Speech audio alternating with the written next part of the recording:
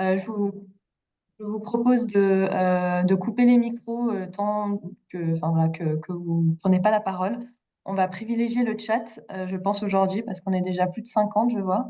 Il y aura un temps vers 16 heures pour une discussion ouverte où là, il y aura la possibilité de prendre la parole à l'oral, même si voilà, ce sera toujours un peu frustrant, on sera limité, mais toutes les questions qu'on n'aura pas le temps d'adresser aujourd'hui, on pourra les adresser dans le compte-rendu en lien avec nos intervenantes du jour. Donc, je me présente, je m'appelle Alizée Marceau, je suis co-animatrice de l'Alliance Alta avec ma collègue Julie Cazenave. Et puis, on sera aussi appuyé dans les coulisses aujourd'hui par Marc Pascal et Madeleine Charrue, qui sont au comité opérationnel d'Alta. Donc, merci pour leur coup de main aussi. Je veux bien que tu passes la diapositive, Julie, s'il te plaît. Donc, aujourd'hui, on va laisser principalement la place à nos intervenantes du jour et puis à la discussion entre nous. Euh, en passant quand même un petit temps au début pour vous redonner un petit peu le contexte. Déjà, c'est quoi Alta et pourquoi est-ce qu'on en est arrivé à organiser cet atelier aujourd'hui autour du sujet de la restauration commerciale. Euh, donc voilà, ça c'est un petit peu ce qu'on vous propose aujourd'hui. Je veux bien que tu passes la diapositive, Julie. Donc, l'objectif de l'atelier, c'est assez simple, c'est vraiment de comprendre un peu mieux l'intérêt de travailler avec la restauration commerciale, pourquoi engager ces acteurs-là dans nos démarches de transition agricole et alimentaire sur les territoires, et puis partager nos retours d'expérience, les différentes initiatives qui existent. Je vais, s'il vous plaît. Alizé, t'as le micro coupé. Ah, pardon. Pardon. C'est tout bon maintenant? Oui, c'est bon. Ok. Donc voilà, je disais voilà, les objectifs de l'atelier aujourd'hui. Je vous laisse jeter un œil. Euh, Tu peux passer à la diapositive, Julie, s'il te plaît? Merci. Donc, pour démarrer, donc un petit tour d'horizon de l'Alliance Alta. La prochaine diapo, s'il te plaît. Donc, c'est vraiment une alliance nationale qui rassemble des collectivités, des associations, des entreprises, des chercheurs, des collectifs citoyens qui sont tous et toutes engagés dans des transitions agricoles et alimentaires ambitieuses aux quatre coins de la France. L'alliance a été lancée il y a un peu plus d'un an. Je veux bien que tu passes la diapositive, Julie. Un peu plus d'un an pour vraiment faciliter l'action des acteurs engagés à la fois sur les territoires comme à l'échelle nationale. Donc l'objectif, c'est bien de créer cet espace collectif d'échange et de coopération pour faciliter la montée en compétences. Et donc l'atelier d'aujourd'hui participe à ça. Euh, et puis d'utiliser toutes ces connaissances pour pouvoir renforcer et appuyer les plaidoyers nationaux des organisations partenaires qui les portent et de pouvoir plus efficacement aussi faire remonter nos revendications, nos besoins à ces différents échelons-là aussi pour essayer de faire un petit peu évoluer les cadres les politiques voilà, dans lesquels on évolue. Et donc l'Alliance Alta s'est lancée un peu de manière un peu opérationnelle et pragmatique autour d'un premier programme d'action dans lequel on est toujours aujourd'hui, auquel contribue cet atelier, qui est de réfléchir à comment est-ce qu'on peut faciliter et accélérer la transition de notre alimentation vers des assiettes plus durables et plus végétales, et notamment en gardant bien une approche systémique pour penser euh, collectivement les différents leviers d'action qui relèvent pas de la responsabilité du consommateur, mais bien de l'ensemble des acteurs qui forment les environnements alimentaires. Comment est-ce qu'on fait évoluer ces environnements alimentaires-là pour faire évoluer notre alimentation? Donc ça, c'est le programme d'action d'Alta actuellement. Concrètement, ça se traduit par différents ateliers qui ont déjà eu lieu l'année dernière. Euh, Aussi un état des lieux collaboratif, donc voilà, une sorte de panorama des initiatives de ce qui se fait déjà, par qui, où, comment, etc. Il y a aussi il y a eu la mise en place d'un collectif de porteurs de projets pilotes, de 5 projets que l'Alliance suit, avec lesquels on collabore pour essayer de creuser un petit peu des pistes d'action. Et puis les premières rencontres nationales de l'Alliance qui ont eu lieu en octobre dernier. Donc ça, c'est un petit peu ce qui a été fait jusque-là. Vous pouvez retrouver toutes les informations sur le site d'Alta, alta.org. Et aujourd'hui, on va partager un petit peu quelques premiers résultats qui nous ont conduits aujourd'hui à nous intéresser au sujet de la restauration commerciale. Prochaine diapo, s'il te plaît. Et encore. Donc, il y a eu, alors je crois qu'il manque une. Est-ce que, voilà, merci. Donc, il y a eu un premier travail un peu pour réfléchir un petit peu, cadrer ce sujet des environnements alimentaires. On a beaucoup travaillé avec différents chercheurs, organismes de recherche et notamment l'IDRI, pour retomber sur ces trois environnements alimentaires-là qui vont être un peu notre cadre d'action, notre cadre opérationnel, et dans lesquels on est allé chercher les différents leviers d'action avec la participation de centaines de membres de l'Alliance pour trouver, OK, c'est quoi les leviers d'action qu'on connaît déjà, quelles initiatives existent pour faire évoluer l'accessibilité physique, les caractéristiques de l'offre, la désirabilité de notre alimentation, les représentations sociales, donc tout ce qui est lié au marketing, à la publicité, et puis aussi les enjeux d'accessibilité économique. Et donc, on a fait un peu ce travail-là. Et donc, pour chacun des environnements alimentaires, on a identifié les leviers d'action. Prochaine diapo, s'il te plaît. Donc, par exemple, pour l'environnement géographique et physique, on a pu identifier aussi des trous dans la raquette. Donc, c'est-à-dire des leviers d'action qui étaient pourtant jugés comme stratégiques, mais pour lesquels il y avait encore assez peu de travaux faits sur le sujet. C'est là que le sujet de la restauration commerciale est apparu comme assez stratégique. Et donc, on a fait un premier travail pour essayer d'identifier un petit peu des premières pistes d'action. Et donc, la prochaine diapo, s'il te plaît. Donc, on vous partage ça aujourd'hui. C'est loin d'être exhaustif. Et l'objectif de l'atelier du jour, c'est justement de compléter un peu ces premières idées, ces premières tendances qu'on a identifiées, mais des initiatives qu'on a pu recenser. Il y a eu des initiatives qui relevaient par exemple de la formation des restaurateurs et des restauratrices euh, pour construire une offre plus végétale et plus équilibrée. Il y avait aussi le sujet, par exemple, de la mise en valeur de ces restaurateurs qui mettaient déjà en place des pratiques durables. Et donc, oui, tu peux passer la diapositive, ça prend différentes formes, des labels, des récompenses, et on voulait juste attirer votre attention sur un exemple un petit peu différent, là, en l'occurrence, sur cette mise en valeur des restaurateurs durables sur un territoire. C'est l'exemple de Cambridge Sustainable Food, donc au Royaume-Uni. On vous invite à aller voir un petit peu ce qu'ils font, parce qu'ils travaillent beaucoup avec les entreprises sur leur territoire. Ils ont notamment mis en place un système de récompense pour les restaurateurs avec un répertoire notamment de tous les restaurateurs, les cafés, etc., qui étaient dans cette démarche de durable, de plus végétal, etc. Donc, c'était juste un petit clin d'œil à ce projet-là qu'on voulait vous partager. Prochaine diapo, s'il te plaît. On a aussi identifié des pistes d'action, assez peu d'exemples finalement sur la tarification de la viande, mais il y a l'exemple, par exemple, du Biristan à Villeurbanne, où voilà, l'option de base, c'est l'option végétarienne, et puis on peut demander de la viande en supplément. Voilà, c'est une autre manière un petit peu de renverser la tendance, mais il y a assez peu d'exemples aujourd'hui là-dessus. Il y a aussi des projets autour de l'intervention dans les formations d'hôtellerie et de restauration, évidemment, on se dit, c'est un impact quand même à assez grande échelle. Et là-dessus, on vous invite à aller découvrir une nouvelle fiche qu'on publie aujourd'hui de l'association qu'on a construite avec l'association Bon pour le climat. On va vous le mettre dans le chat. Donc, c'est une fiche, voilà, une fiche ressource qu'on vous invite à découvrir. Je le mettrai juste dans un instant dans le chat.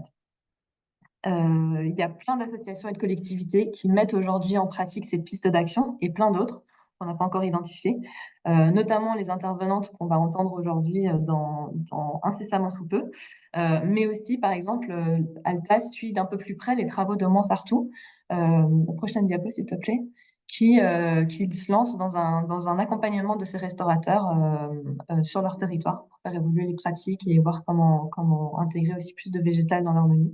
Donc voilà, c'est un travail qui démarre là et qu'on suit avec attention dans ce collectif de porteurs de projets pilotes. Et donc, pour essayer de découvrir un petit peu d'autres initiatives, d'autres projets que vous avez probablement tous en tête, plus que nous, on vous invite à nous les partager. Et là, je laisse la main à ma collègue Julie. Voilà, je te laisse la parole, Julie. Merci Alizé pour l'introduction. Effectivement, avant de commencer à écouter les témoignages donc de Camille Delamarre, qui est cofondatrice d'Écotable, Aurélie Méchin, chargée de mission développement durable à l'Office de tourisme, des loisirs et des congrès de Marseille, et de Céline Mingham, qui est chef à Nantes au restaurant de l'Ours, on voulait vous proposer de contribuer à cet état des lieux collaboratif dont Alizé a commencé à vous parler en vous connectant sur Bicast. Donc, soit vous pouvez taper le lien qui est affiché sur la diapo et taper le code 172 227, mais vous pouvez aussi cliquer directement sur le lien qu'Alizé va vous mettre très prochainement dans le chat. Donc pour contribuer voilà, à cet état des lieux en nous partageant les initiatives qui contribuent à l'évolution de la restauration commerciale vers des assiettes plus durables et plus végétales que vous menez ou dont vous avez connaissance. Je vais maintenant passer la parole à Camille donc Delamarre, qui est cofondatrice d'Écotable, qui va nous aider à dresser un portrait de la restauration commerciale aujourd'hui, nous parler des enjeux à engager la restauration commerciale dans des démarches de transition agricole et alimentaire et des freins et leviers à identifier pour engager et accompagner ces changements. Je vous précise seulement, avant de laisser la parole à Camille, que nous aurons un premier temps pour échanger, poser des questions à Camille et Aurélie à la suite de leurs deux témoignages et qu'on aura un temps aussi plus long d'échange à la fin des trois témoignages. Et Camille, je te laisse donc réactiver ton micro si tu peux. C'est bon. Et ben, bonjour à toutes et à tous. Déjà, merci beaucoup pour l'organisation et la participation à cet atelier. Donc moi, je suis Camille, j'ai cofondé Écotable. Je vais vous présenter très rapidement ce qu'on fait. Nous, on est une société de l'ESS et notre objectif, c'est d'accompagner le secteur de la restauration dans cette transition écologique.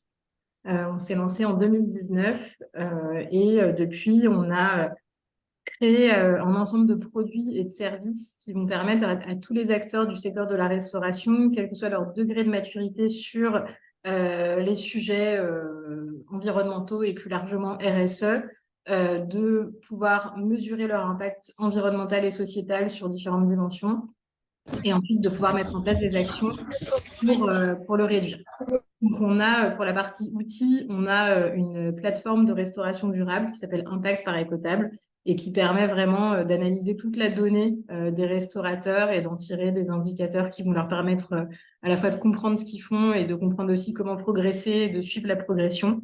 Et on a aussi un volet formation, accompagnement pour accompagner justement les professionnels du secteur sur le terrain. Voilà.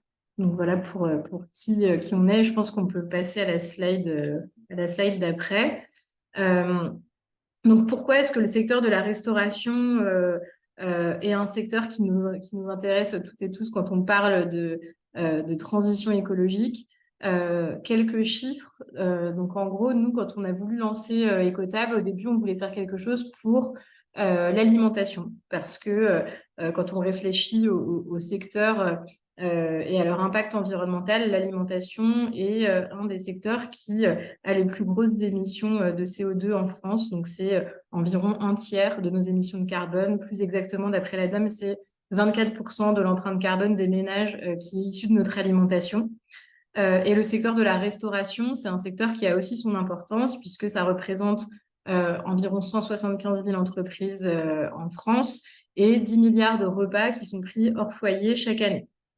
Donc, c'est quelque chose qui a son importance. Et en fait, si on fait un rapide calcul, on se rend compte que la restauration commerciale, elle représente environ 2% de l'empreinte carbone des ménages.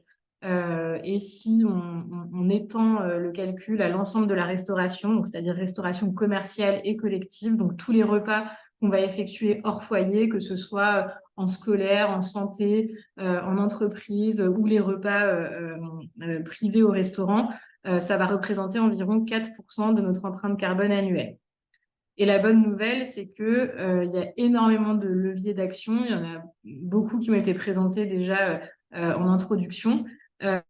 Et que donc on peut alors je vais dire facilement, mais je sais que c'est pas facile, mais en tout cas on sait qu'il y a des leviers d'action qui existent et qu'on a de la marge de manœuvre pour justement contribuer à réduire l'empreinte carbone du secteur de la restauration, et encore une fois de manière systémique, c'est-à-dire que ce qui est génial avec ce secteur, c'est que c'est un secteur qui touche énormément d'écosystèmes, l'écosystème des fournisseurs, qui touche le grand public avec tous les consommateurs et qui touche tous les professionnels du secteur de la restauration. Donc, il existe beaucoup de leviers d'action et aussi beaucoup de secteurs d'activité sur lesquels on peut agir et entreprendre des actions positives. Donc ça, c'est la première chose pour l'impact du secteur de la restauration. Et donc, je vais vous citer quelques leviers d'action. Évidemment, il en existe énormément. Oui, bien sûr. Alors, les chiffres, je l'avais mis sur les slides. En gros, les chiffres sur le nombre d'entreprises, ça vient de l'INSEE, ça vient du CIRA. Et les chiffres sur l'empreinte carbone de l'alimentation, des restaurants et des repas, c'est une étude de l'ADEME qui a été effectuée sur l'empreinte carbone de 2 restaurants. Et donc, étude de l'ADEME que je cite à nouveau dans cette slide, puisque donc quand on parle de bilan carbone des restaurants, il y a une étude donc, qui a été faite par l'ADEME sur 2 établissements et qui regardait les facteurs d'émission par poste de dépense dans 2 établissements de restauration commerciale. Il se trouve que 80% de l'impact carbone d'un restaurant, donc sur cet échantillon-là, est lié aux matières premières, 10% à la consommation d'énergie, 5% sur le transport des marchandises et 5% sur d'autres postes de dépenses qui peuvent être, par exemple, la bureautique ou autre. Donc, on voit directement qu'il y a un énorme levier d'action déjà sur les achats alimentaires. Nous, c'est un axe chez Ecotable qu'on analyse de manière très poussée, puisqu'on analyse vraiment toutes les factures d'achat dans l'établissement. Ce qui nous permet en fait de comprendre exactement sur une période significative ce que l'établissement a acheté, d'avoir le poids des produits, de connaître leur saisonnalité, leurs différents labels, etc. Et de pouvoir donner des recommandations, non seulement relatives à la réduction de cet impact carbone, mais aussi sur d'autres aspects, par exemple des aspects qui sont moins quantifiables, mais qui vont avoir un impact sur la préservation de la biodiversité, sur le renforcement de l'économie locale, par exemple, avec l'achat de produits bio, l'achat de produits locaux, l'achat de produits en circuit court, etc. etc. Voilà, donc voilà pour les achats. Et donc, sur les matières premières, les leviers d'action pour réduire l'impact carbone du restaurant, ça va être la saisonnalité, le bio et le local, sachant que ce qui a le plus d'impact pour un produit alimentaire, c'est vraiment son mode de production, c'est pas vraiment sa provenance. Donc, la première chose à faire, c'est vraiment de regarder la saisonnalité et le mode de production. Donc, est-ce que c'est produit de manière conventionnelle ou en limitant les entrants. Ensuite, il y a aussi un autre levier d'action qui est intéressant à la fois pour réduire l'empreinte carbone dans l'établissement, mais aussi pour faire des économies. Ça va être sur tout ce qui est consommation d'énergie. Et on peut aller plus loin aussi en regardant, par exemple, les consommations d'eau, et voir quelles actions sont entreprises pour économiser les ressources. Je parle beaucoup de l'impact carbone ici parce que c'est quelque chose qui est facile de quantifier et qu'on peut rapporter beaucoup d'indicateurs à l'impact carbone. Gardez en tête que ce n'est pas le seul et que quand on parle d'impact environnemental, en fait, il y a beaucoup d'autres indicateurs qui vont exister, qui vont être quantitatifs ou qualitatifs. Nous, on regarde aussi beaucoup d'indicateurs qui figurent dans les objectifs de développement durable. Par exemple, ça nous permet d'aller plus loin que l'impact carbone et ça permet d'identifier d'autres sources d'impact auxquelles on n'aurait pas pensé. Par exemple, effectivement, sur la biodiversité, mais aussi tout ce qui va être impact social sur l'écosystème du restaurant, sur ses consommateurs, sur son personnel. Et il y a un vrai sujet aussi sur la sensibilisation et l'information des consommateurs, puisque un restaurant, c'est un lieu qui accueille du public. Et donc, il y a un gros enjeu des restaurateurs d'être aussi prescripteurs des actions qu'ils ont mis en place. Il me reste 3 minutes, donc je vais être rapide. Tu peux passer à la slide suivante. Donc voilà, des grands enjeux pour le secteur de la restauration.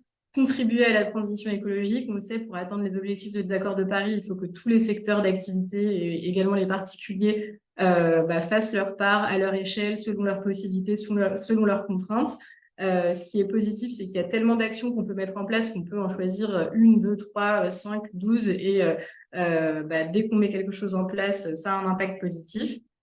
Il y a aussi un contexte légal qui est très fort en restauration, donc avec les lois AGEC notamment qui imposent la valorisation des biodéchets pour tous depuis le 1er janvier, la loi EGalim notamment en restauration collective.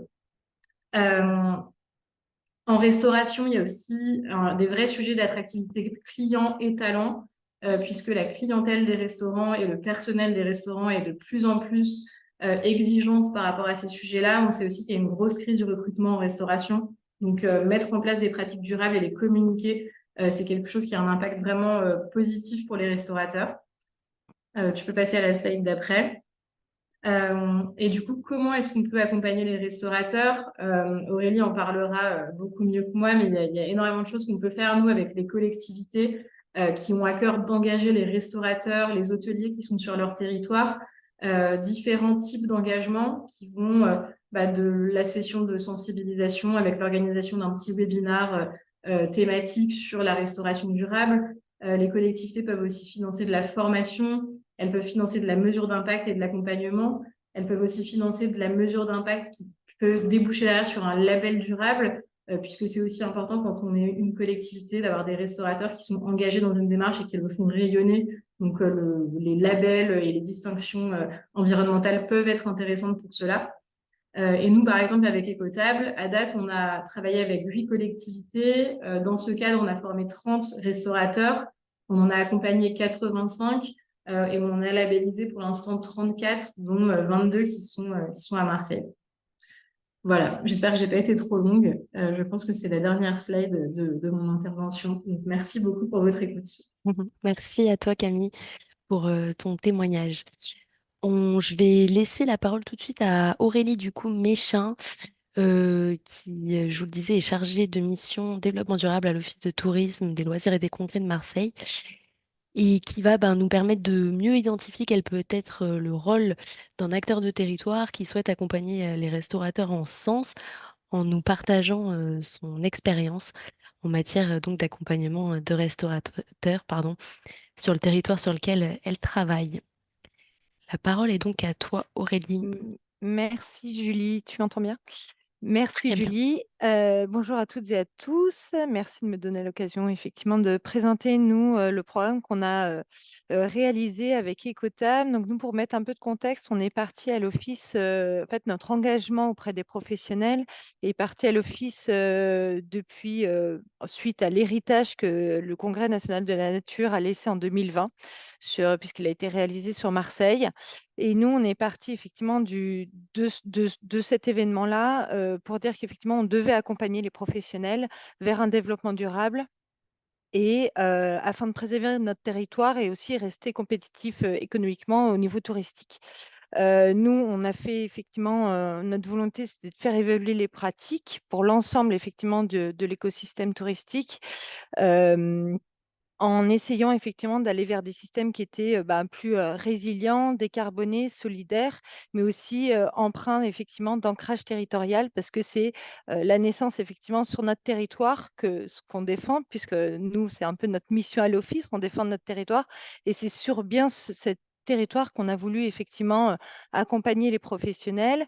Donc nous, on a fait le constat effectivement que hormis le transport, comme le disait un peu Camille un peu plus tôt, hormis le transport, nous, les deux secteurs sur le parcours touristique d'un visiteur qui était le plus impactant au niveau environnemental, c'était la restauration et l'hébergement. Donc nous, on a effectivement monté un programme avec, pour les hébergeurs et puis ensuite, on a monté un deuxième programme donc avec Écotable. Et Parce qu'on s'est rendu compte qu'effectivement, l'alimentation, comme le disait effectivement Camille également, c'est un sujet complexe qui est interconnecté et qui, du coup, nous permettait de toucher à différents domaines de notre territoire, que ce soit effectivement l'agriculture urbaine, l'économie circulaire qui pouvait être implantée, l'artisanat, la santé, la coopération locale. Et donc, on s'est penché sur l'alimentation pour que, et notamment l'alimentation de la restauration, puisque c'est un gros secteur pour nous, et qu'on pouvait effectivement essayer de créer un équilibre entre la satisfaction des besoins de nos visiteurs et la préservation effectivement des ressources, puisque la restauration fait partie des expériences touristiques qui sont, qui sont indissociables effectivement d'un voyage, et donc et la promotion effectivement des produits locaux, les spécificités effectivement régionales permettaient nous aussi de soutenir, soutiennent l'économie locale, et c'est là aussi par la restauration qu'on avait un vecteur de sensibilisation, que ce soit des visiteurs mais aussi des habitants. Donc là, l'accompagnement des professionnels de la restauration a donc été une priorité, et à partir de ce moment-là, on a cherché donc à produire effectivement faire réaliser un partenariat donc avec un label. Hem, Pourquoi on a choisi un programme de labellisation? Parce que ça avait double bénéfice. Pour le restaurateur, ça permettait effectivement d'avoir, et pour nous, d'avoir une maîtrise du processus de transition, de travailler avec un label comme Écotable, puisqu'ils étaient experts effectivement en leur matière. Nous, on est juste effectivement le passeur, en tout cas, on fait de la mise en relation. On était sûr qu'effectivement, la transition en dehors de tout greenwashing pouvait être faite correctement et qu'on allait dans la bonne direction pour accompagner les restaurateurs.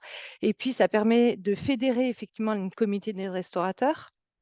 Et aussi, ça permet effectivement de travailler un peu. Nous, on fait de la promotion aussi à l'Office du tourisme.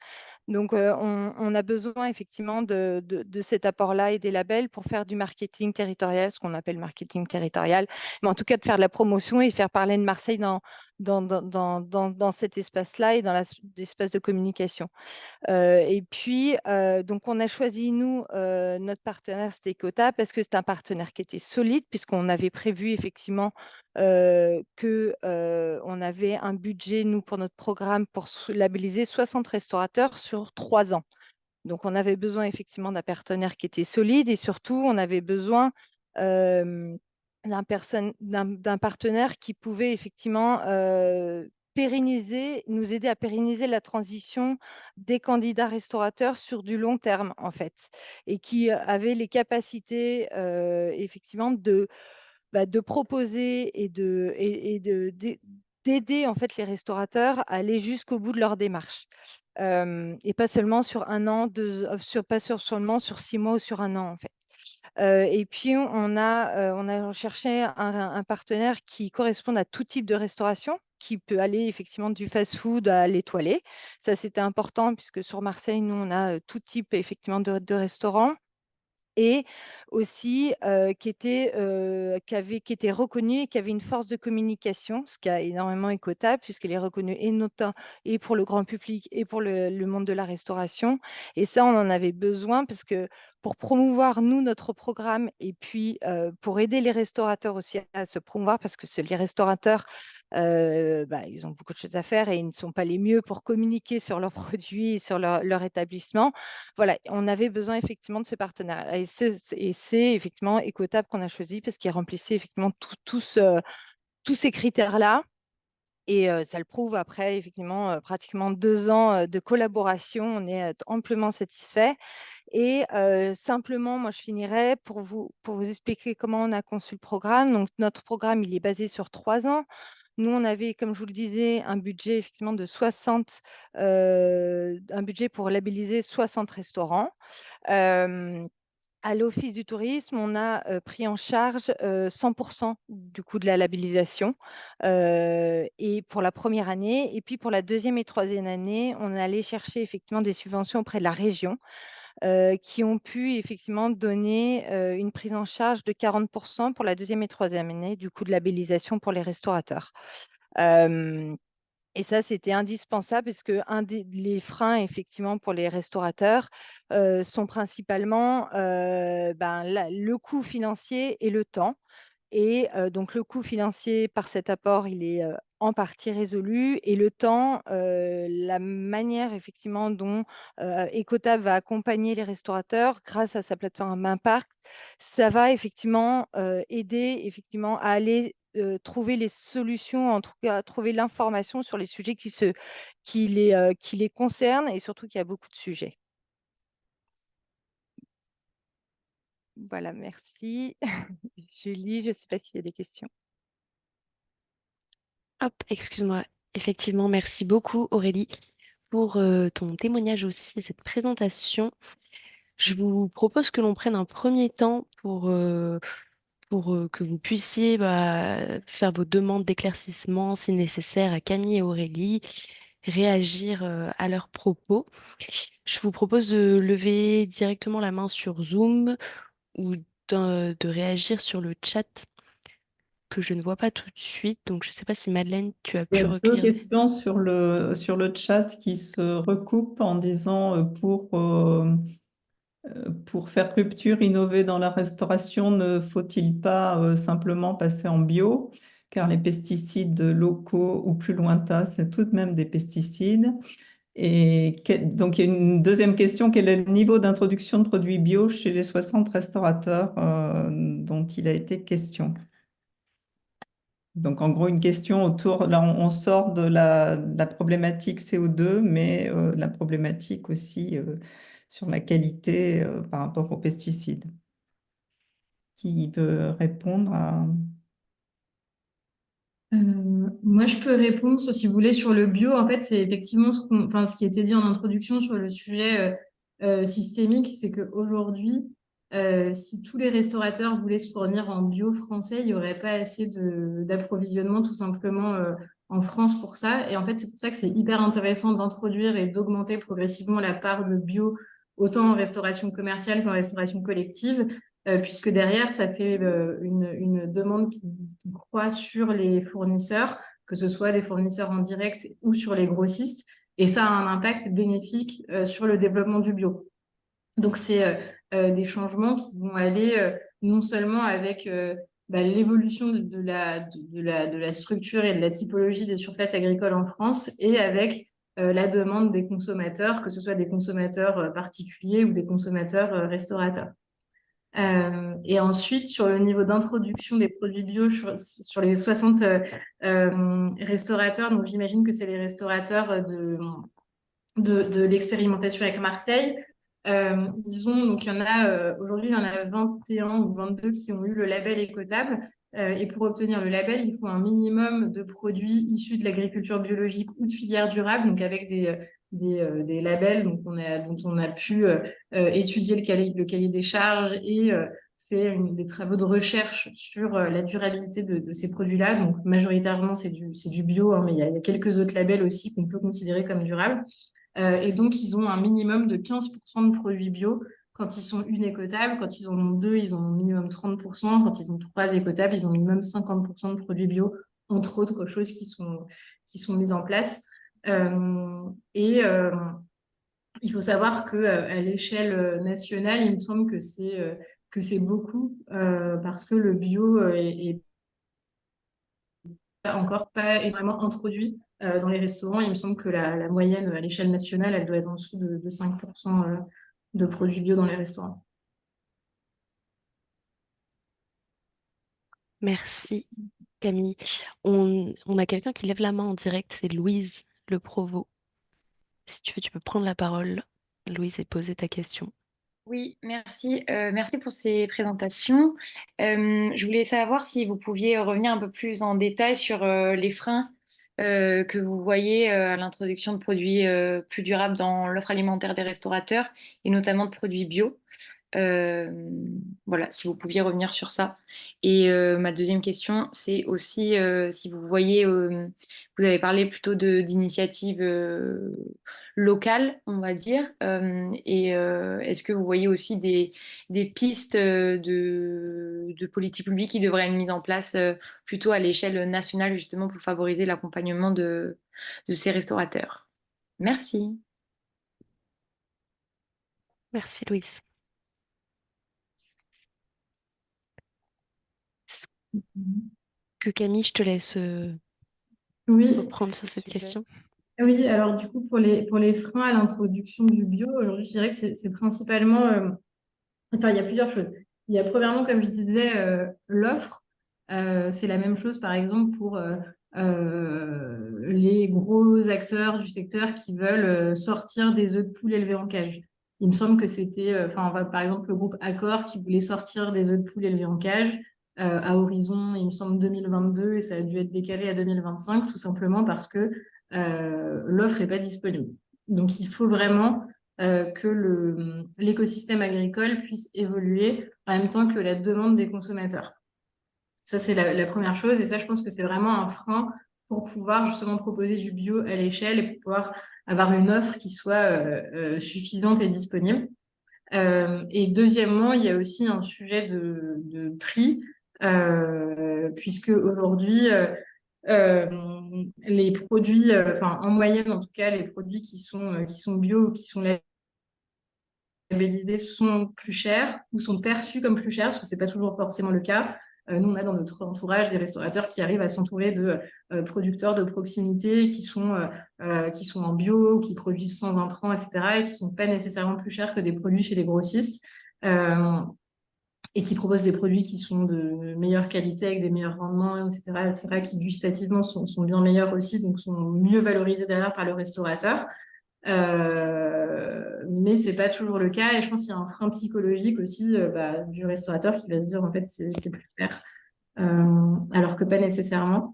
Et il y a aussi un frein psychologique, je pense, de la part de certains consommateurs qui vont penser que le bio c'est soit moins bon, soit plus cher aussi. Et en fait, voilà. Je pense qu'il y a un gros travail de formation sur l'importance et l'intérêt des produits biologiques, et aussi un travail à faire sur sur la conversion des agriculteurs pour pouvoir favoriser en fait cette conversion. Là aujourd'hui, malheureusement, avec le contexte inflationniste, on voit qu'il y a une grosse contraction du marché du bio, ce qui est dommage parce que ça freine la bonne dynamique qu'il y avait eu sur les dernières années. Et il y a un léger recul de la consommation de produits bio dans les ménages et dans les restaurants. Voilà. Et Donc après, oui. ouais, après, moi, si je peux ajouter effectivement ma petite expérience avec les restaurateurs, c'est vraiment, nous, ce qu'on rencontre, c'est vraiment effectivement le frein économique sur le coût, surtout effectivement dans cette période inflationniste, et le frein aussi des processus d'approvisionnement qui sont plus complexes à gérer pour des petits restaurateurs qui se disent effectivement, c'est plus pratique de gérer comment actuellement, plus avec des grosses centrales que avec des agriculteurs locaux, l'approvisionnement sera plus compliqué. Mm. Voilà. Super.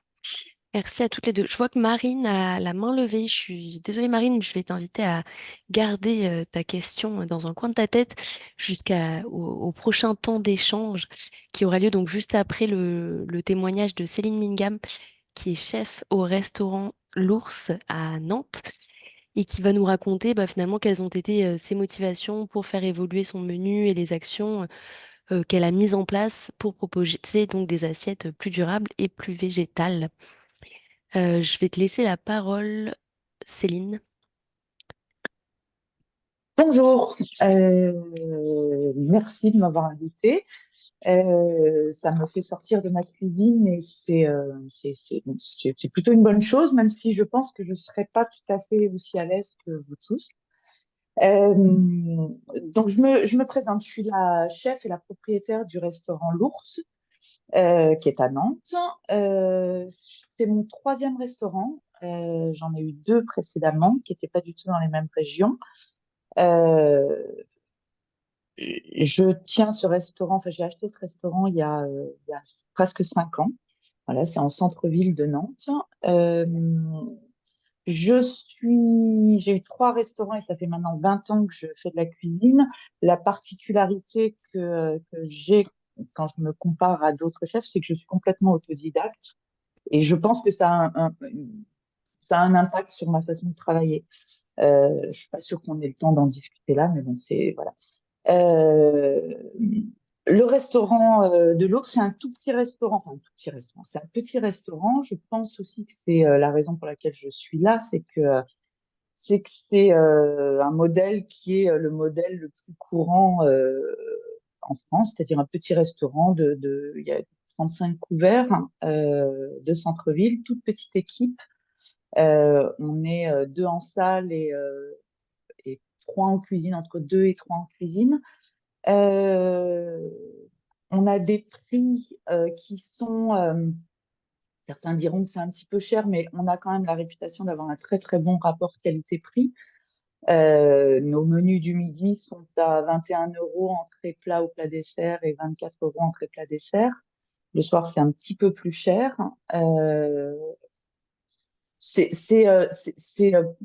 Pour des Parisiens, c'est des prix pas très chers, mais pour une ville comme Nantes, c'est les prix normaux pour un restaurant qui se donne un peu du mal pour proposer des produits frais uniquement faits maison. Voilà.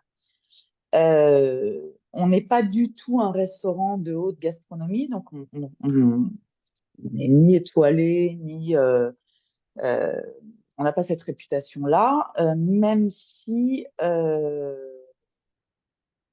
le restaurant a quand même la réputation d'un endroit où on mange très bien, sainement, euh, joliment, voilà, et dans une ambiance décontractée. Euh, je communique pas beaucoup sur la façon dont on fonctionne.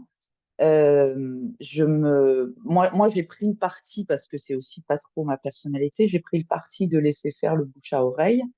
Euh, et ça fonctionne parce qu'on est quand même très présent dans les guides.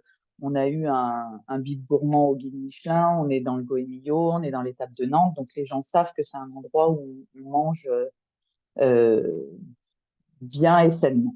Voilà. Mais c'est un restaurant de tous les jours. On a une carte très courte, c'est 2 entrées, 2 plats, 2 desserts. Et la particularité, c'est que je change le menu tous les jours. Je m'en expliquerai un petit peu après. Sur le sujet qui nous concerne, moi, c'est un sujet qui me concerne sur lequel je m'interroge depuis longtemps. J'essaye pour plusieurs raisons. La première étant la préoccupation écologique et aussi sur la question de la santé, de réduire la part de protéines animales. C'est aussi une question de coût et de plus en plus aujourd'hui ça l'est, c'est-à-dire que les viandes et les poissons sont maintenant hors de prix. Mais c'est vraiment c'est un petit peu compliqué à mettre en place. On se heurte à des a priori. Des a priori, quand on n'a pas envie de faire une cuisine végétarienne, d'abord parce que moi j'aime la viande et le poisson, mais j'ai envie de le réduire et je suis pas la seule, c'est-à-dire qu'il y a des gens qui n'iront pas manger dans un restaurant végétarien. À l'inverse, dans mon restaurant, j'ai une proposition végétarienne à la demande et que j'en parle très facilement, je le dis aux gens. Euh, et il y a beaucoup de gens qui me le demandent. C'est des gens qui n'iraient pas dans un restaurant végétarien, mais qui, chez moi, me demandent des plats végétariens, sans doute parce qu'ils savent que je sais travailler les légumes, que j'ai une grande variété de légumes. Voilà. Euh, la particularité de, de, du travail de restaurateur, c'est qu'il faut surtout dans des structures comme la mienne, et on est nombreux comme ça, c'est une équation très très difficile à tenir entre le coût des produits, la qualité des produits, l'équilibre alimentaire qu'on doit mettre dans l'assiette, ou en tout cas qu'on veut mettre dans l'assiette. Et le temps qu'on doit passer à préparer tout ça, ça rend l'équation un petit peu difficile. Moi, je trouve que c'est finalement, on s'en fait, quand on y réfléchit, on trouve ça très compliqué. Quand on est un petit peu aidé et qu'on arrive à mettre en place des choses au départ, c'est pas si compliqué que ça. Nous, moi, je pense que j'ai réussi aujourd'hui à avoir la grande majorité de mes entrées sont végétariennes. Et quand j'utilise des protéines, je privilégie les poissons fumés ou ouais, je n'utilise pas du tout de charcuterie, mais j'utilise surtout des poissons fumés parce que on peut les mettre en très très petite quantité, étant donné qu'elles ont gustativement parlant, elles sont très présentes. Donc ça m'arrive de mettre, je sais pas, 15 grammes, 20 grammes dans une assiette d'entrée. Et dans les plats, je suis je suis en dessous de 100 grammes pour la viande et les poissons. Et moi, je me rappelle d'une époque où si on n'avait pas 150 ou 180 grammes de viande ou de poisson dans une assiette, les gens trouvaient ça insupportable. Euh, il se trouve que moi, je n'ai jamais rencontré à l'ours, je n'ai jamais rencontré de clients qui se plaignaient de ça. Mais c'est vrai que euh, ça demande une attention particulière, c'est-à-dire qu'il faut soigner le reste de ce qu'on met dans l'assiette. Euh, il faut, il faut que les gens aient l'impression qu'ils ont assez à manger, parce que je sais pas, dans leur tête, si on mange que des légumes, on ne sera pas rassasié, euh, ce qui est, euh, ce qui est faux, euh, ce qui est complètement faux. Et les gens ont aussi l'impression que quand on mange que des légumes, ça va être ennuyant.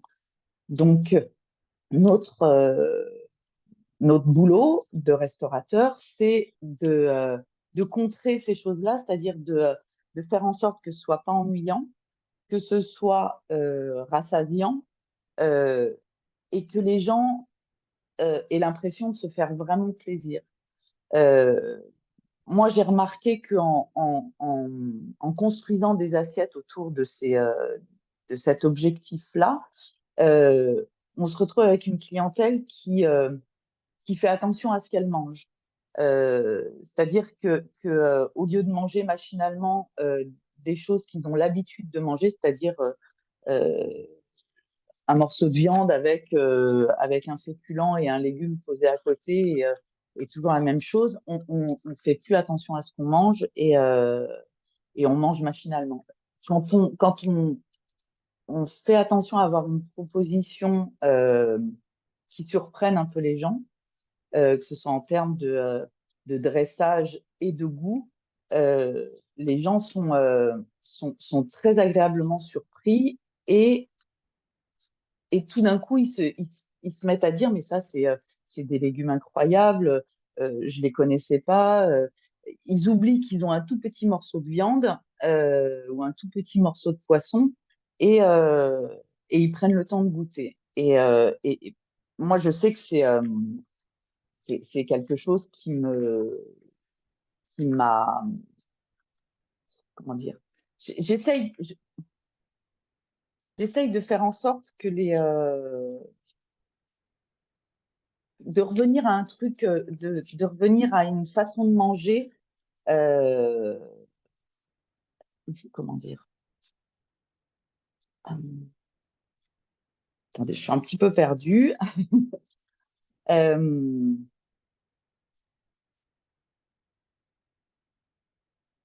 Euh, est-ce que quelqu'un peut prendre le relais 2 secondes, le temps que Bien sûr, Céline. Désolée, je suis un petit peu impressionnée. Une Non, seconde. non, aucun problème. Prends ton temps.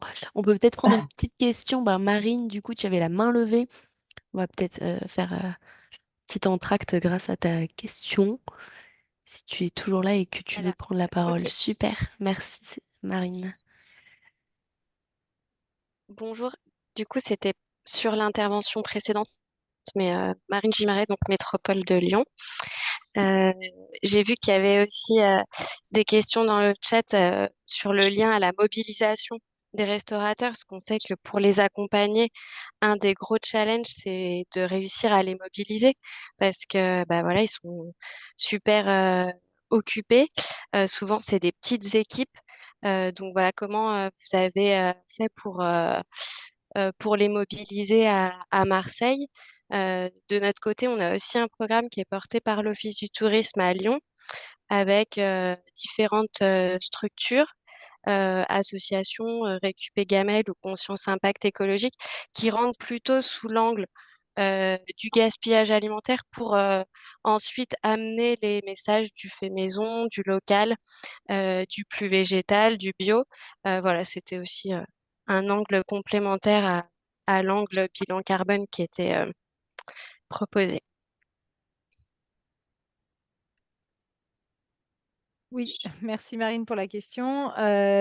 Du coup, vous avez raison, les restaurateurs sont compliqués à mobiliser, mais ils sont, le recrutement, en fait, on est allé tout simplement aller les démarcher. C'est sûr que notre programme sur 3 ans, les premiers qu'on a voulu effectivement aller chercher, c'était des restaurants qui étaient déjà engagés, qui avaient déjà effectivement une sensibilité vers, pour la restauration ou l'alimentation durable. Parce qu'on voulait, dans un premier temps, bah, déjà mobiliser un certain nombre de restaurants et puis aussi bah, les récompenser aussi pour leur travail. C'est une manière effectivement d'obtenir un label, de leur dire effectivement bah, bravo pour l'engagement, puisque effectivement pour eux, bah, ça coûte plus cher que pour enfin, ça coûte plus cher en tout cas effectivement d'aller se fournir en alimentation durable. Et puis petit à petit, on allait chercher les autres restaurants quand effectivement il y a une certaine émulation autour du programme, quand on a levé effectivement les freins au niveau bah, du financier, on a pu aller chercher les autres. Et puis aussi, notre discours, c'est aussi de dire, bah, vous n'êtes pas obligé d'être labellisé dès la première année. En fait, nous, c'est pour ça que le programme a été initié sur 3 ans, c'est-à-dire qu'on laisse la place à, effectivement à une évolution.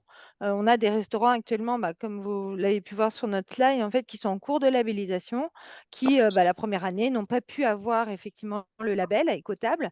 Et bah, ils l'auront, bah, ils ont pu travailler avec Ecotable pour effectivement mettre en place des process, s'informer, parce que le sujet est vaste. Il y a la décarbonisation, il y a les sourcings, il y a le gaspillage alimentaire, il y a tout ce qui est produit effectivement sain, etc. Et donc, il y a énormément de sujets à connaître. Et donc, pendant cette année, ils ont pu se former. Et puis, l'année prochaine, ben, en deuxième année, ils vont pouvoir peut-être aller décrocher un ou deux labels écotables. Voilà. Bon, excusez-moi, je vais reprendre. Je vous remercie vraiment d'avoir pris le relais. Pas de problème, Céline. Je suis un petit peu impressionnée et j'ai complètement perdu le fil. J'espère que je vais le retrouver. Les difficultés qu'on rencontre, par contre, pour mettre en place une assiette avec moins de viande, plus de légumes, c'est qu'il faut réussir à s'approvisionner. Et ça, c'est quelquefois un petit peu compliqué, soit en termes de qualité, soit en termes de coût, soit en termes de disponibilité. À Nantes, on est très privilégié parce qu'il y a un grand nombre de maraîchers quand même qui travaillent en bio. Mais même malgré ça, on se retrouve en face de plusieurs difficultés. La première, c'est qu'il faut les identifier. Et on n'a pas beaucoup de temps pour aller à la rencontre des... Attendez, j'essaye. Ouais. Vous m'entendez ou pas? Oui, on t'entend très très bien. On n'a pas beaucoup de temps pour aller à la rencontre des producteurs. Il y a une espèce de mythe du restaurateur qui passe sa vie sur les marchés et qui va rencontrer ses producteurs dans les exploitations. Or, ça, dans la réalité, le restaurateur, il n'a pas du tout le temps de faire ça. Il y a les chefs étoilés qui ont une énorme brigade peuvent le faire, mais quand on est chef d'un petit restaurant, à 8 heures, on est dans son restaurant et on n'en bouge pas toute la journée, quoi. Donc, on a besoin effectivement d'aide, de soutien d'outils pour être mis en relation avec les producteurs qui travaillent bien. Si on rajoute à ça le fait que les producteurs, ces maraîchers ou ces éleveurs, c'est pas non plus des grands communicants et qu'ils ont aussi beaucoup de travail dans leur exploitation, la mise en relation est quelque chose d'hyper important. Et pour ça, il faut des outils. Nous, à Nantes, on a la chance d'avoir une association qui s'appelle les Bouillonnantes. Je ne sais pas si Laurence Goubet, qui a monté cette association, est là. Mais sa mission, la mission qu'elle s'est donnée, c'est justement d'aider les restaurateurs à rencontrer ces producteurs et à travailler avec eux. Parce qu'après, il y a un autre problème aussi, c'est qu'il faut se faire acheminer ces produits jusqu'au restaurant. Et ça, c'est aussi une autre paire de manches parce que ça a un coût, que quand on est restaurateur, c'est très compliqué d'avoir un grand nombre de fournisseurs parce que ça veut dire qu'il faut se connecter ou téléphoner à plein de personnes différentes, qu'il y a des facturations différentes. Donc, et pour le restaurateur et pour les producteurs, c'est compliqué. Et là-dessus, on a aussi la chance à Nantes d'avoir un outil. Ils ont aussi été aidés par Laurence Goubet, qui s'appelle le kiosque paysan et c'est une coopérative de producteurs. Il y a uniquement bio, uniquement locaux. Il y a de tout. Il y a des maraîchers, il y a des gens qui font des légumineuses, il y a des gens qui font des céréales, il y a de tout. Et ils ont monté une structure qui permet de commander à un seul endroit, sur un seul site. On se connecte sur un site et on a accès à tous les produits de tous ces producteurs-là. Et on les reçoit en une seule livraison et on a une seule facturation. Et ça, c'est en termes d'outils pour un restaurateur, c'est vraiment, je crois que c'est exactement ce dont on a besoin. Ça demande, il n'y en a pas encore assez dans le kiosque paysan. Bon, il me manque des maraîchers, il me manque, voilà, mais c'est déjà un bon début et c'est là-dessus qu'il faut travailler. Le plus compliqué quand on décide de faire quand même de la viande, de réduire la part de viande, mais d'en faire quand même, c'est là, ça devient très très compliqué de travailler bien parce que les petits producteurs, ils vendent, ils peuvent pas faire comme les grossistes ne vendent que certains morceaux, il faut qu'ils vendent des demi-carcasses ou des carcasses, et là, ça devient compliqué. Merci Céline.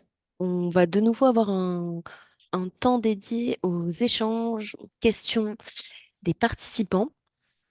Je vous propose, comme tout à l'heure, de lever la main directement sur Zoom pour que nos 3 intervenantes puissent répondre. Peut-être qu'en attendant que les mains commencent à se lever, je peux te faire passer une question qu'il y avait dans le chat, Céline, de quelqu'un qui te demandait de redonner les grammages pour les viandes et poissons dans les plats principaux. Ouais. Je mets entre 80 et 100 grammes pour des plats principaux. Pour le plat principal, ce qui n'est pas beaucoup, mais ce n'est pas ridicule, et je pense même que je pourrais aller en dessous de ça. Sur les photos, là, on le voit un petit peu. En fait, il s'agit de... je me suis rendu compte, en réfléchissant à cette intervention, je me suis rendu compte que dans mes assiettes, en fait, on ne voyait pas la viande ni le poisson. Que je me débrouillais pour que ça ne devienne pas il était là, cet ingrédient, mais pour que ça ne devienne pas ça ne soit plus l'ingrédient principal. Et je ne sais pas pourquoi, c'est inconscient, hein, mais je me débrouille toujours pour, sur la viande et sur le poisson, mettre des légumes, mettre des herbes. Voilà. Et je pense que ça a un impact positif. C'est-à-dire que les gens s'habituent à manger des légumes et en priorité des légumes, sans que ça leur paraisse du tout bizarre, quoi. Hmm. Merci. J'ai vu que Julien avait levé la main. Julien Pic, je t'invite à activer ton micro. Je crois que Julien a un souci avec son micro, donc peut-être pour l'instant Ok. on peut Bah alors, il y passer. a Il y a une autre main Sylvie levée. Ouais. qui lève la main aussi. Euh, Super. oui, c'est bon. Bonjour et merci, merci pour tous ces échanges.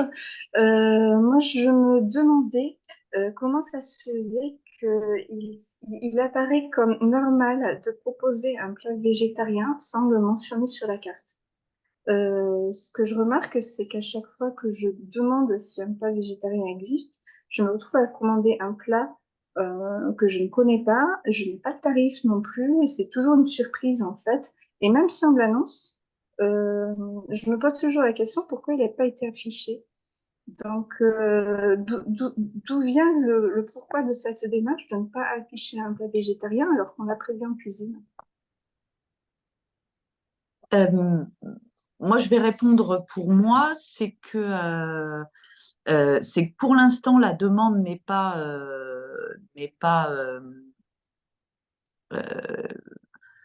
la part de gens qui demandent du végétarien n'est pas si énorme que ça. Que ça voudrait dire, moi j'ai une carte très très courte, ça voudrait dire que je rajoute un plat et donc que je fais d'autres préparations en plus, donc ça demande beaucoup de travail en amont.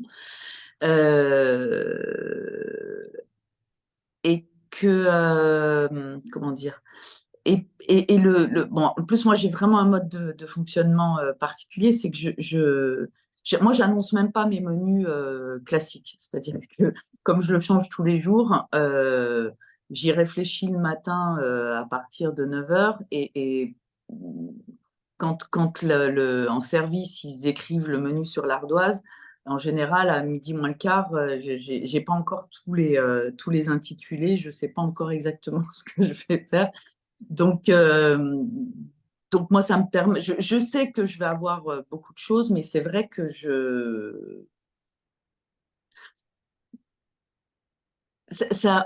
comment dire, si on a une seule proposition, c'est un peu compliqué de laisser le choix, si vous voulez.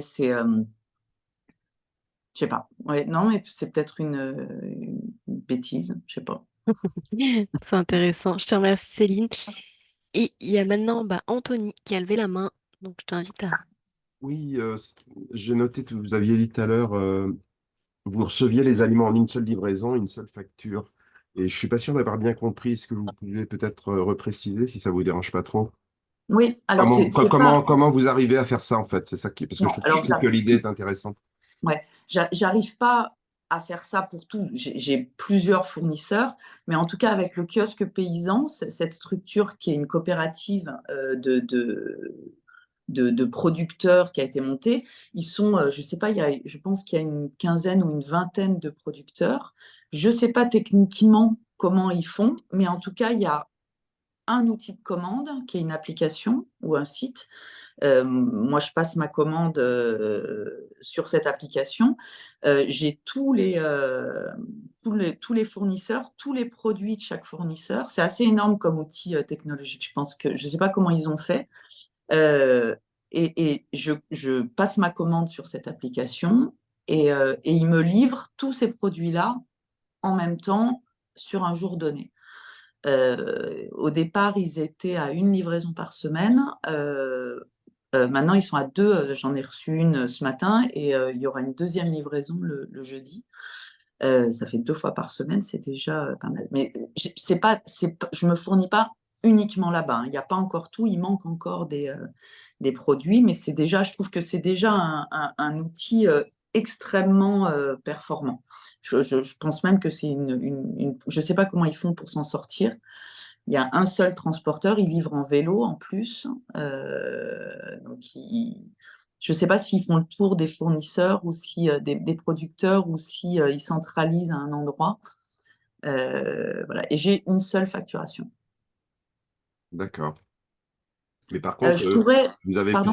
vous avez plusieurs fournisseurs, donc Ah ça oui. fait quand même au final plusieurs facturations. Oui, bien sûr. Non, je disais Oui. simplement Ok. que d'aller vers ce genre d'avoir à disposition un outil comme celui-là, Mhm. quand on parle de petits producteurs, c'est quand même une chance énorme et un gain énorme pour le restaurateur. Tout à Ouais. fait. Merci Anthony, merci Céline. Il semblerait que Julien ait réparé son micro. Ouais, est-ce que vous m'entendez? Très bien, Oui. Ouais, ok. super.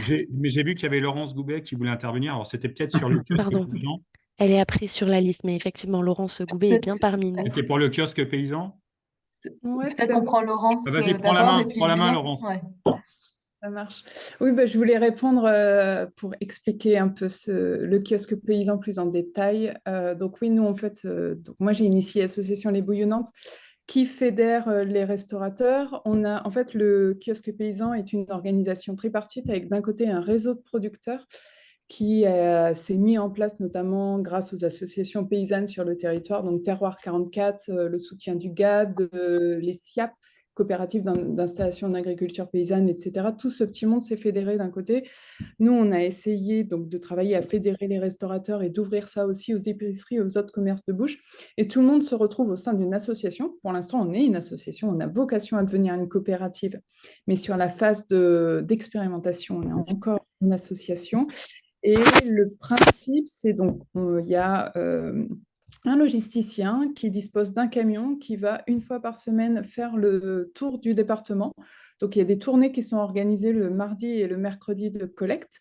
Le mercredi commence déjà à y avoir des premières livraisons sur une partie du territoire, donc plutôt sur la presqu'île de Guérande, c'est la partie à l'ouest du département. Et le jeudi, il y a des livraisons à Nantes qui se font dans le centre-ville à vélo grâce à une coopérative de cyclistes partenaires ou en dehors de Nantes, autour de Nantes, avec ce camion-là. En complément, on a réussi à mettre une deuxième tournée de livraison uniquement à Nantes en vélo le mardi grâce à des producteurs qui viennent, eux, déposer leurs matières premières sur la plateforme le lundi soir. En fait, c'est une organisation de micro-logistique, c'est-à-dire que ça va vraiment à l'encontre de tout ce qu'on peut trouver aujourd'hui dans l'organisation logistique en France, qui veut plutôt qu'on multiplie les flux pour arriver à un point central, alors que là, l'idée, c'est vraiment de mutualiser et d'avoir un camion qui collecte partout. Et pour préciser sur les chiffres, aujourd'hui, il y a 50 producteurs, il y a plus de 1000 produits qui sont disponibles. Donc, il n'y a pas encore tous les produits. Puis, on essaye aussi d'accompagner des jeunes paysans qui sont en train de s'installer et qui sont en recherche de débouchés. Donc, il faut aussi accepter que pour ces producteurs-là, au départ, il n'y a pas toujours tout et que ça viendra au fur et à mesure et que ça va s'agrandir. Et on a environ 160 clients. Et juste une autre précision, Céline disait, je me demande comment ils s'en sortent. On est une association. Pour l'instant, on a eu des aides de fondations et de collectivités pour aider à monter le projet. Et on a vocation à devenir complètement autonome parce que, en fait, on prélève un pourcentage qui va entre 7 et 12% sur le chiffre d'affaires des producteurs. En fait, ça correspond à tout simplement au temps et à l'argent qu'ils auraient, eux, passé sur la route s'ils faisaient les livraisons eux-mêmes. Et il y a aussi 5% de frais supplémentaires pour les clients restaurateurs parce qu'il y a un service aussi qui leur est rendu de mutualisation, de regroupement des commandes et avec en effet une seule facture à la fin du mois. Voilà, je ne sais pas si ça répond aux différentes questions qu'il y avait là-dessus, mais en tout cas, s'il y a besoin, je peux fournir d'autres éléments par la suite. Merci, Laurence, parce que moi, je n'étais pas très, très au point pour tous ces détails. T'inquiète. Merci à toutes les deux. Julien, je vois que tu as toujours ta main levée. Est-ce Oui, que je veux tu bien, veux si rajouter? Bien sûr. laisser la parole à Laurence pour la continuité. En fait, merci déjà aux intervenants, hein, pour cet échange et puis pour le travail aussi d'Écotable et des restaurateurs engagés. J'avais une question alors pour l'Office du tourisme de Marseille, parce que je l'ai mis un peu dans le chat, mais j'ai une vraie interrogation, puisque là, j'étais tout à l'heure à un salon du tourisme. Et je me pose vraiment cette question de la valorisation de ces restaurateurs. Alors, on a une certification en bio, hein, puisqu'ils sont obligés de se notifier au niveau de l'agence bio. On a environ 300 restaurateurs aujourd'hui sont dans cette certification-là. Mais on voit bien que le ventre mou dans la restauration commerciale n'est pas atteinte et qu'on a quand même beaucoup de restaurateurs qui s'engagent à travailler des produits locaux et des produits bio et parfois à communiquer dessus. Et du coup, j'ai une vraie question sur comment arriver à valoriser ces restaurateurs, puisqu'il y a des guides qui existent aujourd'hui, mais je ne sais pas que tel restaurateur cuisine bio, va acheter sa lentille dans le coin chez le producteur bio, et pourtant il le met dans les guides. Donc j'ai une vraie question au niveau de l'Office du tourisme, comment est gérée la data, comment ça se travaille. J'ai vraiment l'impression que chacun gère ça un peu avec des partenaires. Je voulais savoir comment vous avez valorisé ça, si vous avez pu le valoriser, et, euh, et peut-être échanger par la suite pour bien comprendre cet écosystème. Merci Julien pour votre question. Alors nous, en termes de restaurateurs, la communication, et c'est pour ça qu'on a choisi un programme de labellisation, c'est que nous, on ne peut pas être, notre rôle à l'office, c'est de promouvoir l'ensemble effectivement des acteurs touristiques du territoire. Qu'ils soient engagés ou pas. Notre rôle sur l'ensemble de l'office, c'est de promouvoir effectivement tout le monde pour que l'activité touristique, effectivement, sur les territoires, en tout cas, continue. Après, notre rôle au service développement durable, c'est que l'offre, effectivement, qu'on va proposer, que ce soit aux visiteurs ou aux habitants sur le territoire, et soit de plus en plus durable et soit de plus en plus vers, effectivement, euh, des politiques effectivement de réduction d'impact. Après, nous, la mise en valeur des restaurateurs qui s'engagent, elle peut comme on ne peut pas être juge, c'est pour ça qu'on a choisi effectivement d'aider un label en fait. Parce qu'on ne peut pas, nous, certifier effectivement qu'un restaurateur va bien effectivement se fournir chez les producteurs bio, qu'il applique une politique de réduction de gaspillage alimentaire, etc. Ça, on est incapable de le faire. Donc, on est obligé de s'appuyer sur des labels ou des certifications qui sont, nous, qu'on a élaborés ou d'autres, hein, de toute manière. Mais en tout cas, voilà, on est obligé de s'appuyer sur des diagnostics qui sont faits par des personnes externes pour garantir effectivement, nous, notre rôle, en fait. Merci Aurélie. Je ne vais pas monopoliser la parole, mais en fait, le boulot de l'agence bio, c'est de le faire, ça. Et Oui. du coup, c'est-à-dire comment nous, on peut avoir accès à cette information-là pour valoriser aussi le fait qu'on ait un certain nombre de restaurateurs qui communiquent sur le bio. J'entends hein, le fait que ça ne peut pas être fait au niveau de l'Office du tourisme, mais nous, effectivement, ce sont des informations qui sont vraiment intéressantes à exploiter. Et du coup, on ne sait pas comment avoir accès à cette information-là. OK. Bon, on peut échanger, avec plaisir. Super. Merci à tous les deux. Marine, tu as la main levée. Est-ce que tu veux prendre la parole?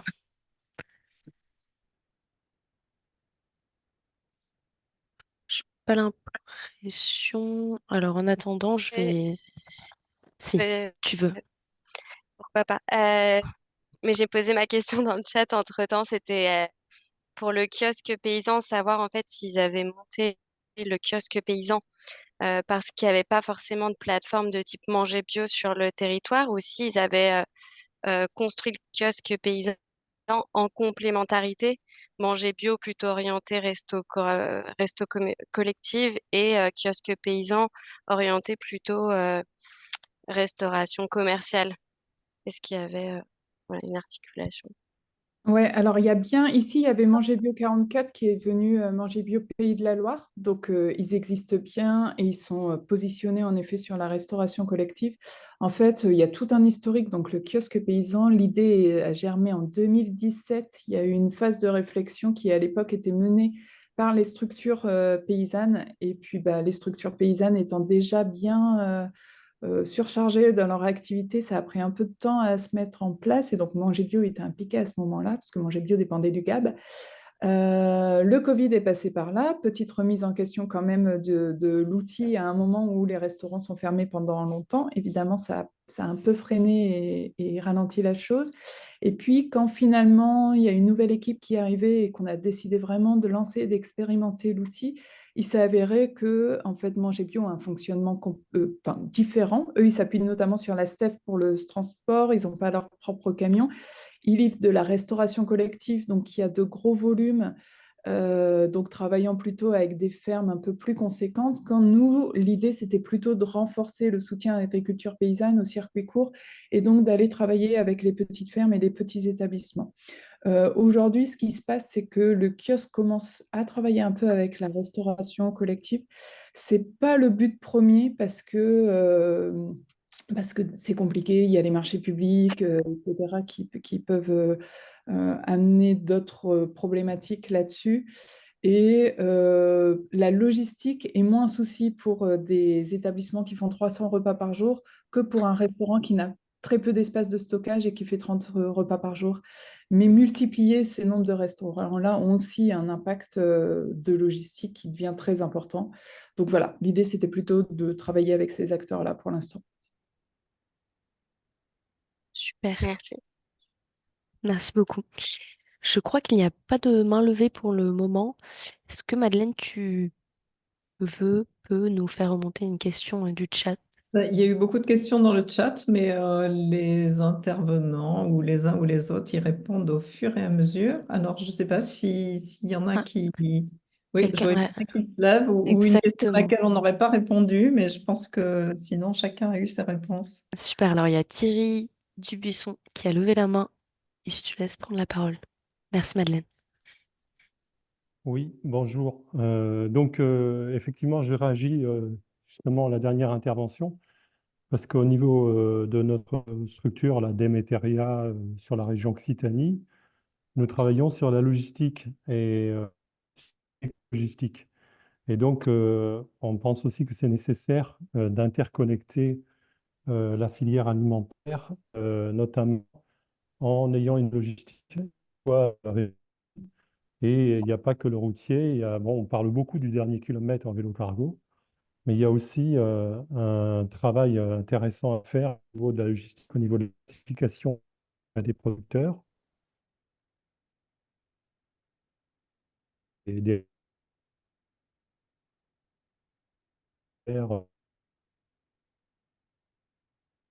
marchandises à des endroits spécifiques. Et puis ensuite, pour pouvoir les faire acheminer, alors il y a le camion, mais il y a aussi le fluvial. Voilà, donc le ferroviaire, c'est un peu plus compliqué pour le moment. Mais de réfléchir à une logistique qui soit la plus écologique possible et en interconnectant les différents acteurs et en allant réfléchir avec des, euh, des structures qui réfléchissent dans ce domaine dont on fait partie. Voilà, c'était juste pour intervenir à ce niveau-là. Mm. Merci. Si moi je peux me permettre de juste rajouter quelque chose, aujourd'hui avec le kiosque paysan, on a une volonté pas de témoigner de cette expérience sur d'autres territoires et donc on s'est rapproché du RMT Alimentation Durable qui est un groupe logistique avec plusieurs chercheurs qui sont là-dessus et voilà, en fait tous ceux qui sont intéressés par le sujet, on a vocation plutôt courant 2025 d'organiser un séminaire sur ces sujets de la logistique en circuit court. Super, merci. Merci à tous les deux. Je crois qu'entre-temps, Julien avait relevé la main et l'a baissé. Est-ce que Julien, tu avais... Oui, je voulais juste communiquer une information que j'avais mis dans le chat. L'agence bio, lors du salon omnivore, du CIRA omnivore de septembre, a lancé une campagne de communication Cuisinons plus bio. Donc, c'est un programme européen. Donc, on a sélectionné déjà un certain nombre de restaurateurs ambassadeurs, 4 dans la restauration collective et le reste dans la restauration commerciale. On va mettre en place notre plateforme, enfin la plateforme Cuisinons plus bio, qui sera ouverte à l'ensemble des restaurateurs ambassadeurs et puis par extension tous ceux qui veulent témoigner un petit peu comme ça a été aujourd'hui, hein, comment je fais pour m'approvisionner, comment je fais pour cuisiner plus végétal, voilà, mais comment je fais aussi pour travailler un petit peu plus de bio dans sa cuisine. Donc, ce sera une boîte à outils, on va la mettre en place là très prochainement. Et du coup, je pense qu'on sollicitera certainement via Écotable, qui fait un travail remarquable, un certain nombre de la communauté de chefs qui s'engage à plein d'éco-gestes et notamment à introduire plus de bio. Voilà. Donc, cuisinonsplusbio.fr. Et j'arrête. Merci. Bah, je t'invite à mettre le lien dans le chat également. Est-ce qu'il y a d'autres réactions, d'autres envies de partager des initiatives, questionnements à ce sujet? Moi, je peux intervenir pour, encore une fois, mettre Laurence Goubet en avant. C'est que au travers de l'association Les Bouillonnantes, une de ses missions, enfin, sa mission, c'est vraiment d'aider les chefs à changer leur façon de faire pour aller vers une alimentation plus durable. Et pour ça, elle nous interroge assez régulièrement sur les besoins qu'on a et reviennent très souvent le besoin de s'informer et de se former. Et donc, c'est toujours pareil, on a toujours un problème de temps.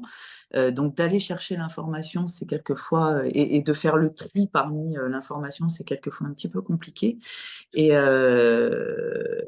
Et avec les Bouillonnantes, on a accès à des formations, elle fait une petite revue de presse, enfin pas une petite d'ailleurs, une revue de presse très régulière sur ces thématiques-là.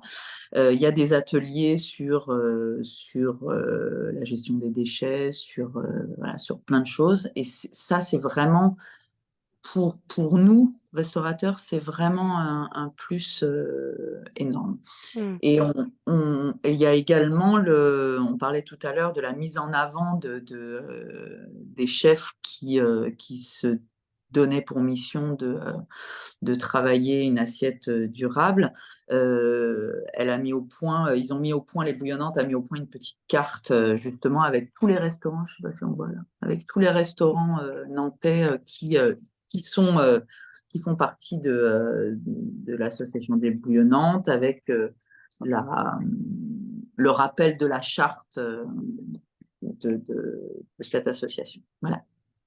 Merci beaucoup pour ce partage, Céline. Il y a Pierre Strup qui avait levé la main pour réagir. Je te laisse prendre la parole. On t'entend bien? Bonjour. Oui, c'est bon? Oui, très bien. Ok. C'était une question pour Écotable encore. Est-ce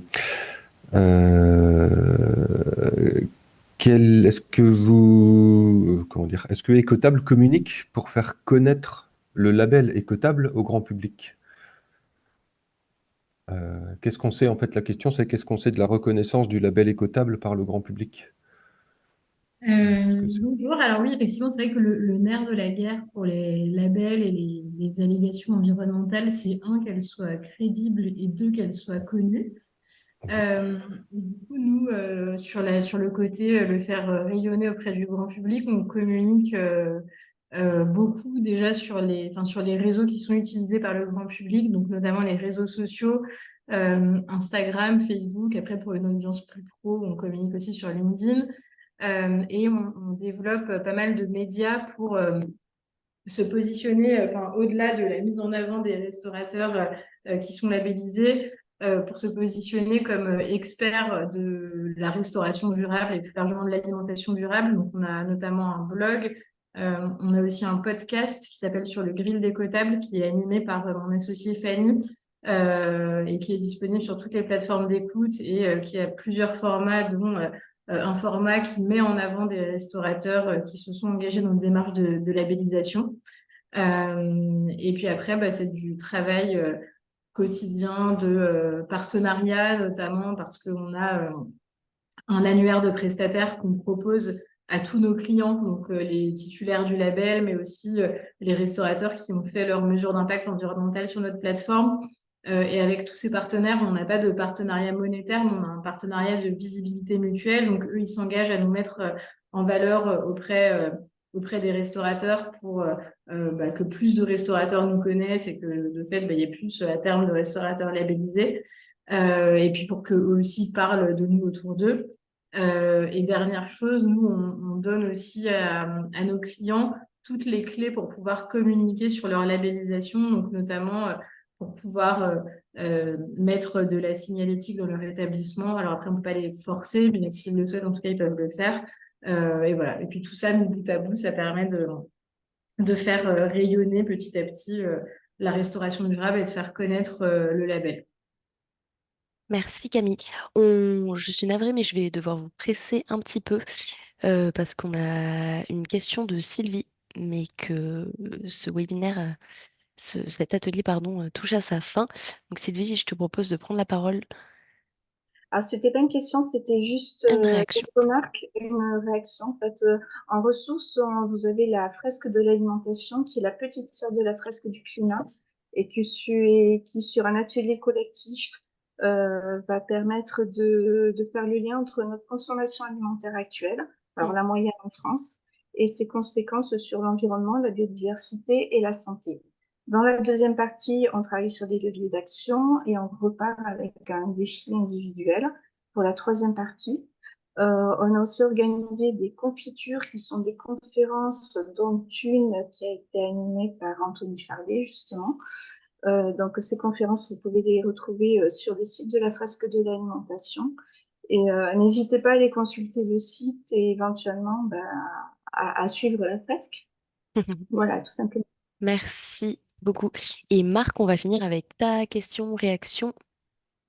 Alors, oui, merci. Ça peut être une question, ça peut être aussi une interrogation pour la suite. En fait, le tourisme, on en a beaucoup parlé, est très marqué par une profusion de labels, de plein de labels différents. La restauration commerciale aussi, mais un petit peu moins. Et un des enjeux qu'on va avoir, alors je ne sais pas si aujourd'hui on a des réponses, c'est là la question, sinon on reporte à un prochain atelier. Comment on peut s'appuyer sur les labels existants? Est-ce qu'il y a un travail à faire avec les labels existants pour les utiliser afin de promouvoir une alimentation plus durable dans la restauration touristique? Il y a plein de choses à réfléchir à partir de l'intérêt que les touristes expriment quant aux produits locaux, avec le côté authentique, etc. Donc voilà, il y a plein de sujets sur lesquels il faudrait qu'on arrive à articuler les choses pour mieux promouvoir la restauration durable. Mais peut-être que vous avez déjà des tuyaux dans ce domaine. Les opérateurs qu'on a entendus et que je remercie. Bonjour, merci Marc. Pour la question, en fait, l'intérêt, effectivement, alors en termes de label, effectivement, selon le parcours visiteur, que ce soit pour l'hébergement, la restauration, les prestataires, etc., oui, il y a une pléthore de labels. Après, l'intérêt, effectivement, c'est nous, on travaille avec des partenariats, donc c'est de les mettre en avant aussi, du coup, dans nos communications, que ce soit dans les guides qu'on sort, dans les communications, effectivement, sur nos réseaux, sur notre site. On parle, effectivement, on fait pas mal d'articles aussi sur notre site pour parler de l'ensemble de l'offre, en fait, durable dont on parle, et parler, effectivement, de toute l'alimentation avec les produits, nous en tout cas sur Marseille, avec nos produits propres locaux. qu'on met en avant, ça fait partie effectivement de la promotion qu'on se doit pour alimenter effectivement comme dans une économie, enfin comme dans l'économie circulaire en fait, hein, la promotion des produits locaux va permettre effectivement à l'économie de l'agriculture locale de prospérer, etc. Donc c'est vraiment une synergie à créer pour que l'ensemble effectivement des acteurs du territoire et notamment pour nous, notre partie qui nous concerne, le tourisme, s'entraide effectivement s'entraide à à se promouvoir et en parler et à développer effectivement et à communiquer auprès du grand public pour que effectivement l'économie prospère dans le bon sens du terme. Voilà. Merci Aurélie. Merci à toutes et à tous et à nos trois intervenantes à vous pour vos interventions, à tous pour les échanges que nous avons eus à l'instant. Du côté d'Altin, on va continuer à approfondir le sujet, notamment grâce au suivi des actions de Montsartou, qui fait donc partie des 5 porteurs de projets pilotes que suit Alta cette année. On vous transmettra prochainement le compte-rendu de l'atelier avec l'enregistrement et les ressources qui ont été partagées soit à l'oral, soit dans le chat aujourd'hui. Vous pouvez retrouver le programme d'action d'Alta sur le site en cliquant sur le lien sur lequel je pense que vous ne pouvez pas cliquer pour l'instant, mais qu'on va peut-être vous mettre très vite dans le chat avant de se quitter. Au sujet des actions, des actualités plus récentes d'Alta, on commence à travailler sur un nouveau projet en coopération avec le RAC sur la grande distribution et plus précisément les enjeux et leviers pour accélérer l'évolution des environnements alimentaires, donc par le biais de cette grande distribution. Vous pouvez toujours vous inscrire au bulletin d'Alta par le biais du site internet de nouveau ou par le biais du lien qu'Alizé va vous mettre dans le chat pour continuer les échanges sur ce sujet ou d'autres. Et vous pouvez bien sûr devenir allié d'Alta en signant donc la charte de l'Alliance et en rejoignant la liste de discussion. Il me reste à vous remercier de nouveau, vous partager notre adresse mail et à vous souhaiter une bonne journée et une bonne continuation. Merci beaucoup à toutes et à tous. Très bonne fin d'après-midi. Merci pour votre participation. Bonne fin de journée et à très vite. Au revoir. Merci beaucoup. Merci beaucoup. Merci, au revoir. Merci. Merci beaucoup. Au revoir. À bientôt. À bientôt. Merci Camille.